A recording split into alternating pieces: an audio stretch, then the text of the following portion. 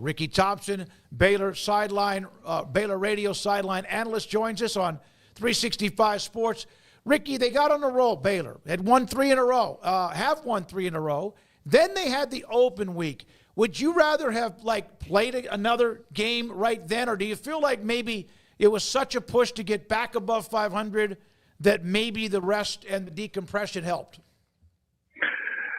You know, 2 open dates in a season is a little bit odd. I think maybe this time, not a bad idea. I think before the last one, you were on a losing streak.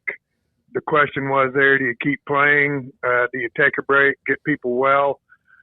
Obviously, turned out pretty good after that one. And I think this one too, maybe. I just think there was a lot of, maybe not necessarily more injuries, but I just think there was a lot of effort put into that 3-game winning streak that psychologically may have worn these guys out a bit. And I think the week off was good, particularly going to West Virginia, a place where we were 0-6, by the way. I think it's good. I think that sounds like Aranda thinks they're healthier than they've been all season. We'll see how that plays out. I know they could use a couple of these defensive guys back that have been out for a while.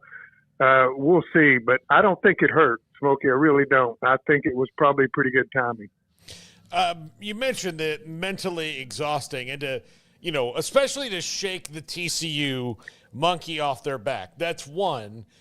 But now to have that, then you have the week off. Can they take that confidence of we don't have the here we go anymore? We could maybe do that when we go to Morgantown as well and shake that monkey off their back. I think absolutely, yeah. I think really 2 things. Number one, the win in Lubbock was still a huge win. That was a time when they were really struggling, and you go in there and just blow Texas Tech out. Then come back, beat Oklahoma State. We know how they're reeling. They're not doing well at all. But the win against TCU was huge. Of course, they turned around this last week and strum Oklahoma State pretty good at home. So I think they're pretty confident. I think particularly offensively, I'm seeing a really confident football team. I think Trigg has kind of hit his stride and finding out where and when he can help this team and how. Sawyer, we've all talked about that. I think he's been a game changer there. A couple of changes in the offensive line have been really effective. I think now maybe after this week, we see what the secondary does. We see how they've improved. If you get them where they're just better, not great, but better, this can be a really good football team. And I don't think they're going up there with doubts that they can win these games. Remember, most of these guys aren't part of that 0-6 stretch in Morgantown, so they really don't know the difference. I'm hopeful and pretty optimistic that they'll play well.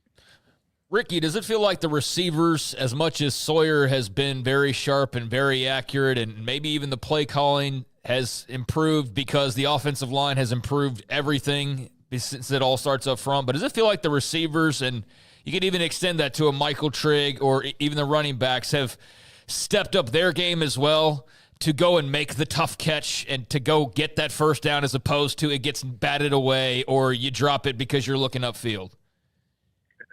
Yeah, Craig, I do. I think all of that plays off of each other. I think, first of all, they figured out they've got a quarterback that's going to get the ball there if they're open. And he's not going to hesitate to sling it if they're covered because he's got the confidence they'll make the catch. Then you've seen a couple of guys, Hal Presley's made catches where he's been covered up. Josh Cameron, he has made 2 or 3 catches, all hands on the wrong side of his body that I don't think generally people realize how hard of catches those have been. They're unbelievable catches.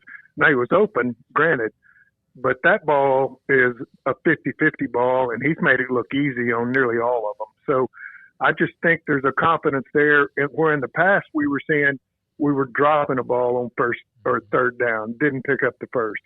We weren't getting the 50-50 ball when we were covered. Right now we're making those plays, and I think it's made a huge difference. And these other guys feed off of it. I mean, you've got Washington had 12 carries for 96 yards in the fourth quarter. Yep. Yeah. I mean, that's a good ball game, much less fourth quarter. So we have not talked to you since the TCU game, have we? I don't think we have, guys. Okay, so one of those plays that we're talking, that trig on 4th and long. I mean, can you take us? I know we kind of have to move forward, but hey, we're just observers, so we can go back a little bit. What were your thoughts on that big 4th down conversion against TCU and just that general atmosphere and a win like that at home? Just kind of how did that resonate with you, Ricky, a few days back? Well, first of all, I'm thinking, oh my gosh, we're going for it. Yeah, that was my first thought. We're 4th and 9, not 4th and 3 or 4. We're 4th and 9 at the 46. 16 seconds when the ball snapped. Yeah. You don't give TCU a lot of time, but one catch and they're in field goal position and it goes the other way. So I think it was a gutsy call. I thought Sawyer did a great job. I don't know if everybody noticed this. I'm not sure that was his number one guy. If it was his number one guy, he did a great job of looking the defense off because he came back in his drop and he's looking left. He comes back to Trigg late, hits him in a hole between 2 defenders. Trigg makes a great catch on the ball.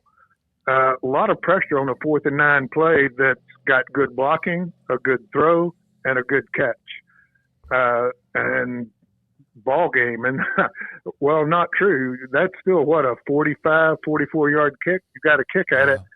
And then Washington goes 13 yards on the next carry, carrying guys with him. In fact, I was scared to death. Man, go down. Stop.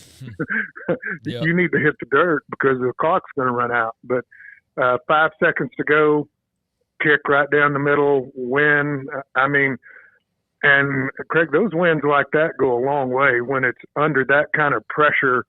When you win one on the last play, a little bit like the way the Colorado game gutted us, I can tell you that one was a gut wrencher for TCU. And what a clutch drive that was to get down in field goal position.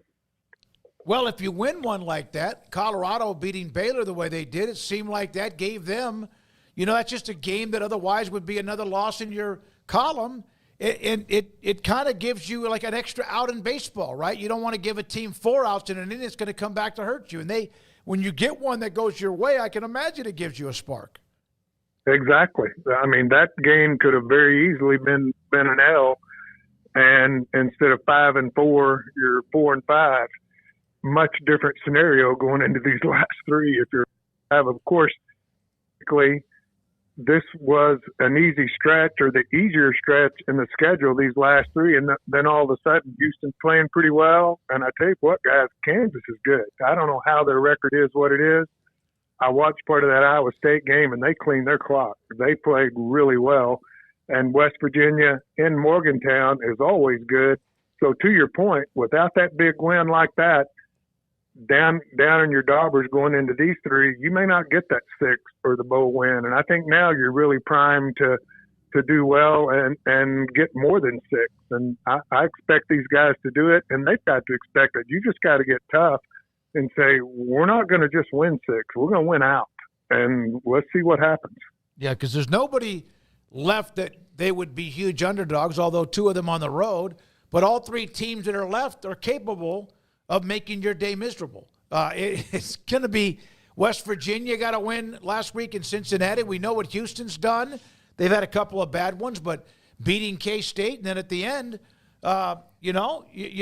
Kansas. Who knows by then? They may have won 3 or 4 in a row. Yeah, they looked really good against Iowa State. I thought particularly their passing game hit some huge plays downfield against them. And, they lost some really close games along the way. So you could very easily win all 3 of these or very easily lose all 3. So they need to take the heat off, take the pressure off, win this one in Morgantown, get that first win. They win this one up here, guys, and I wouldn't bet against them going into those last 2. I just think this is a team that's gained so much confidence. And I just think back earlier in the year, maybe at Utah versus what we're seeing now. And this team does not even resemble that team some weeks ago. Yeah, Ricky, I think, if you get that 6th win, which is bowl game, which is not only for the players, but for the coaches, I mean, I think everybody's going to be coaching free and breezy and playing free and breezy because now they know that they've got an extra couple weeks of playing, that the coaching staff, that last little, could they be gone is out the door, and no one has to worry about that anymore. Exactly. And these guys know that pressure. The coaches know it. Players know it. Everybody, fans, thinks they don't realize it, that they just stick their head in the sand to this. They're not dummies. They know exactly what's going on, and they know what they need to do.